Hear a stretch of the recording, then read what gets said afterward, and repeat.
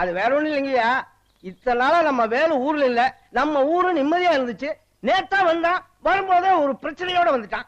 என்ன பிரச்சனை? அது நிக்கித மூதேவி, அதோட பிரச்சனை தான். பக்கத்தூர் பொண்ணை காப்பாத்துறேன்னு சொல்லிட்டு கையபிடிச்சு வச்சான். ஏற்கனவே அவங்களுக்கு நமக்கும் வாக்கியா தகராறு இருக்கு, இப்ப பொம்பளை தகராறு வரையா? ஏப்பா தம்பி, அந்த பொண்ணை கைய பிடிச்சு இழுத்தியா? என்ன கைய பிடிச்சு இழுத்தியா? பொண்ணை கைய பிடிச்சு இழுத்தியாப்பா?